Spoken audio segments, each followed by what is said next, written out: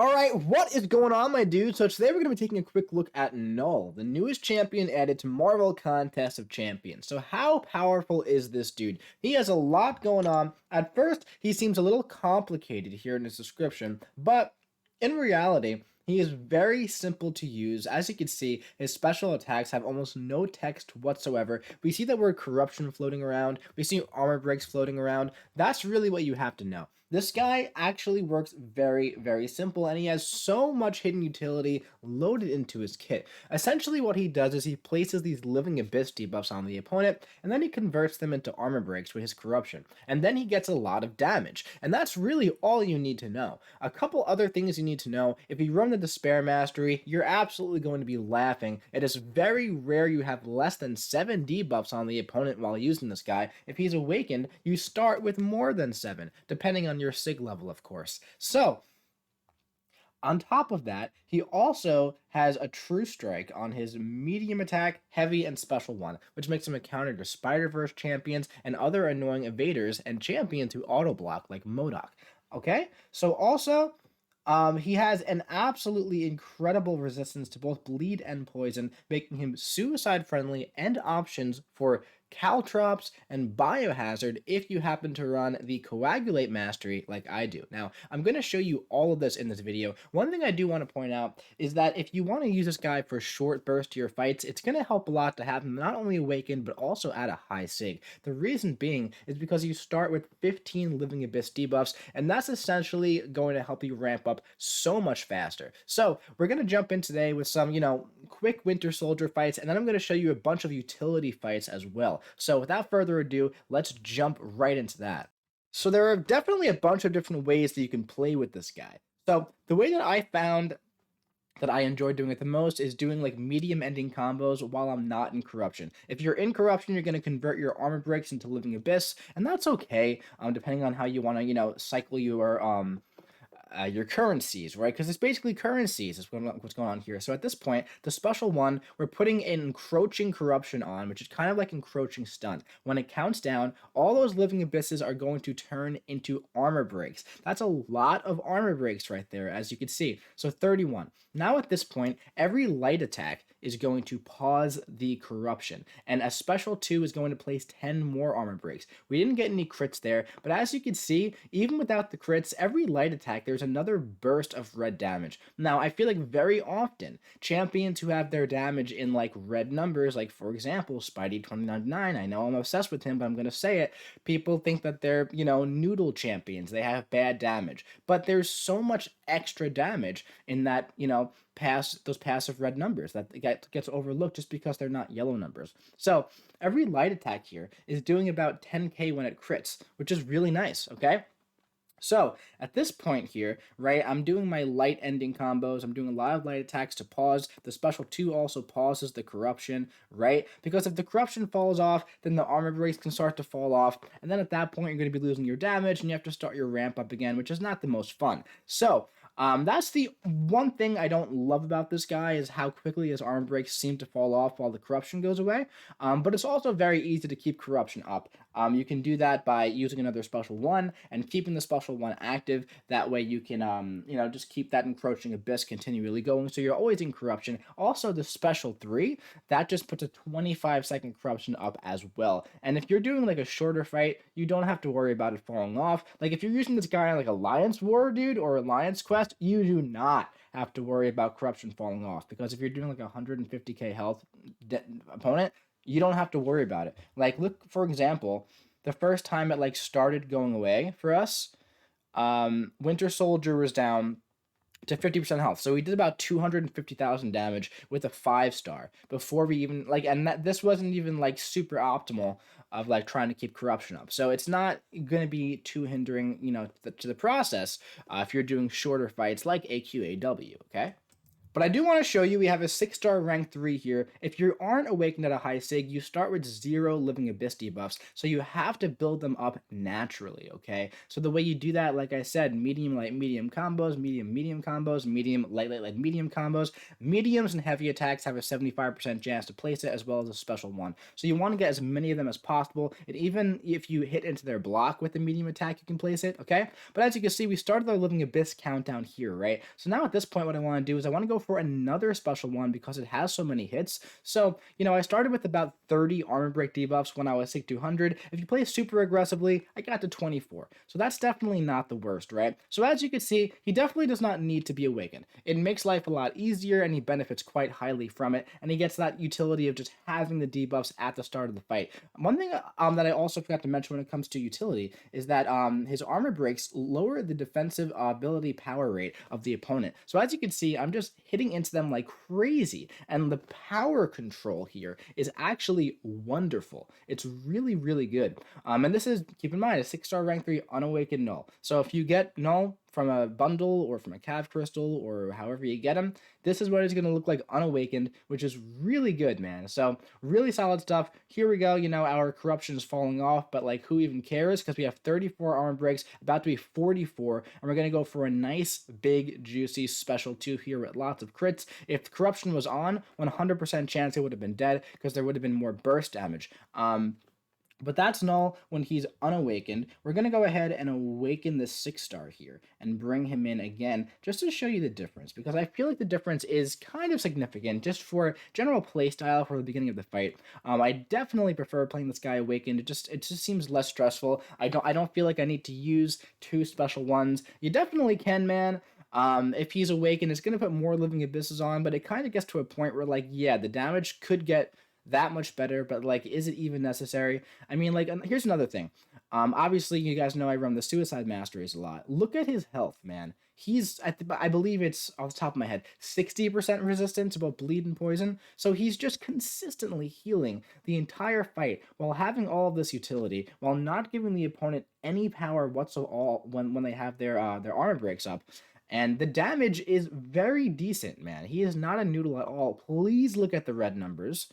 Okay, this was an enormous special 2 right there. Okay, not every champion needs to be Cosmic Ghost Rider fresh out of the gate in order to be good when it comes to damage. Please keep that in mind. Okay, so at this point, same thing. Corruption's falling off. Like I said, I don't love how that happens, right? So this is definitely one example that I'm going to show you here, how, you can lose your utility there, okay? So that's one way that can happen. Like I said, it's a little annoying sometimes to deal with that if you don't optimize it properly by throwing multiple special ones. However, like I said, we got through 75% of Winter Soldier. We got through about 400,000 health on this guy, which is more than you're going to need in any ordinary fight. So if you're doing Act 7, if you're doing Act 6, if you're doing Alliance War or Alliance Quest, you're not going to have to go through more than, 400,000 health.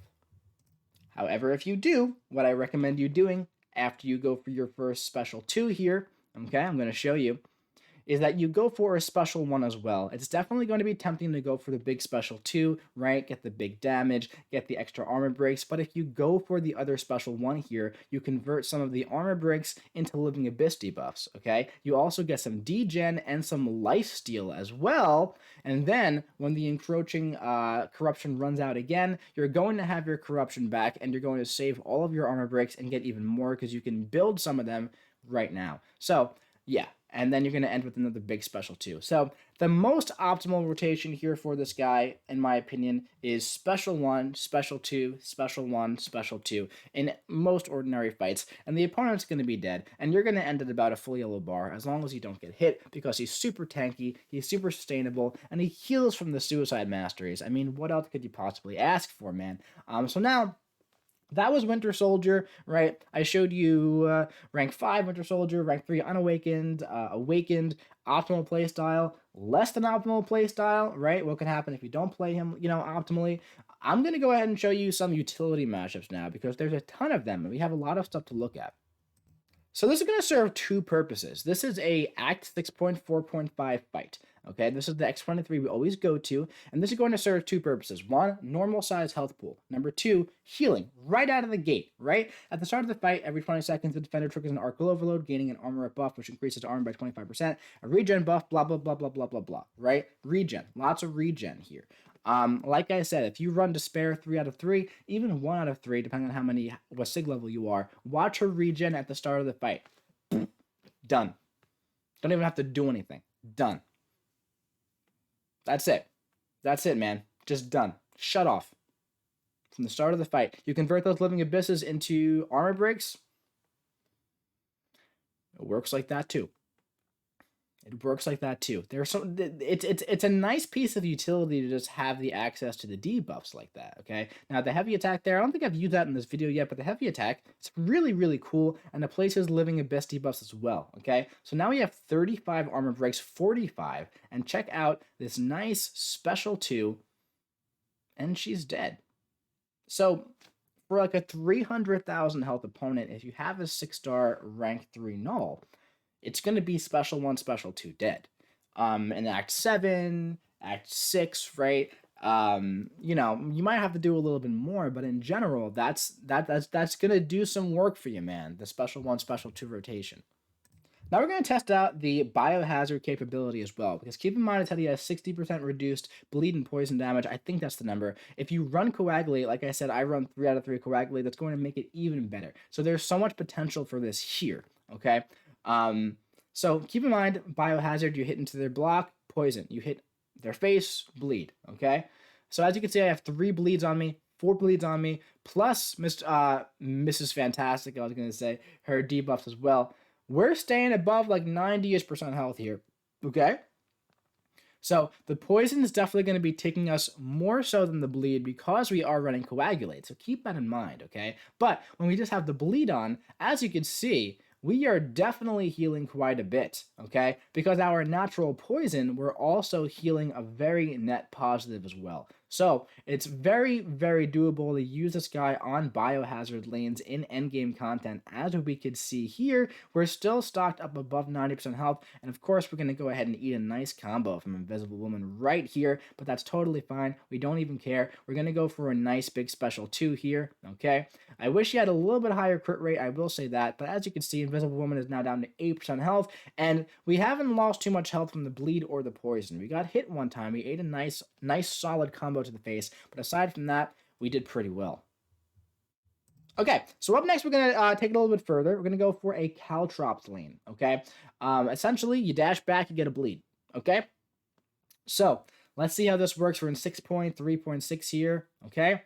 As you can see, I'm dashing back a bunch. Obviously, don't do this with anybody on caltrops, but I'm still above 97% health, right? When you stack so many of them, you start to drop a bit. But on caltrops, ideally, you dash back when you have to, like a normal person, and then you drop down to like 1, 2, 3 bleeds on you, right? So there's also the node here that reduces our power every 20 seconds. It just takes our power away, but that's fine. But as you can see, we're dashing back. Look, we're still at 98% health. We're actually at 99% health now. We're healing up. We're healing up on caltrops. That is amazing. That is really, really good. That is very, very good. All right, we're spamming the special 1 here. The degen, as you can see, puts in a little bit of work too, which is definitely nice. So going for the special 1 spam is definitely not a bad way to go about it. I just really enjoy that special 2. I think the animation is so cool, man. We did take a hit to the face here, which is actually kind of cool because now we can get to our special 2. So that was definitely done on purpose, right? So yeah, basically here, this was a very solid fight. This is another Act 6 level health pool, right? And it was just special 1, special 1, special 2, and we got through it with bleeds on us the entire time. I believe we have one more fight to show here because he does have that nice true strike on the medium attacks and the special 1. Now this is nice utility. I don't actually like it much, and I'll tell you why. Because it doesn't happen on the light attacks. So you kind of have to really, I'm going to go with the 5-star here, really have to alternate your playstyle to only do medium attacks and special 1s, okay? But we have just a Stark Spidey here, just in 6.2.6, just to show you how safe this is, because he'll never ever evade on a medium attack or a special 1. Unfortunately, you know, it doesn't work on the special 2. yeah, if you connect with, if you parry and then special two, he's not going to evade. But let's say they're stun immune, right? We're pretty much playing this fight as if he's stun immune. Off the top of my head, I couldn't find another stun immune spider champion, and this was just very easy and convenient to go to. I knew that he was here. Okay. But as you can see, it's very, very safe. It says evade failed. We're going for the special, consistent special one rotation. The degen is really nice with the special one rotation as well. Okay.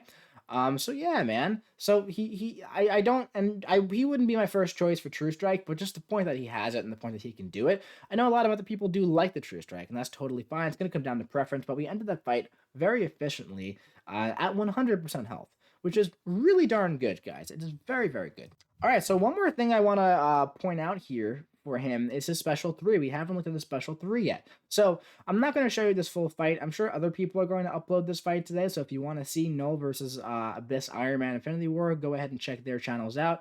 But we're going to go ahead and just show this nice special 3 rotation here, right? So what the special 3 does is it allows corruption to stay up for 25 seconds and it's paused for 1.25 seconds every light attack and every special 2 that you do, which is really good.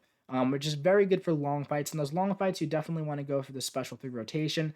Knull has an ability that he places an armor break debuff on the opponent, or he removes armor ups, right? Like Iron Man Infinity War and Abyss has whenever you go for, I believe it's his light attacks and his special 2, right? So that's why we're able to stack consistent armor breaks here on Iron Man Infinity War. And look at this, look at the damage. It really ramps up if you want to use this guy in like long form content, right? And the 25-second corruption is really nice. It's very easy to just go about, right? Here I'm just throwing special 1, doing whatever, but yeah.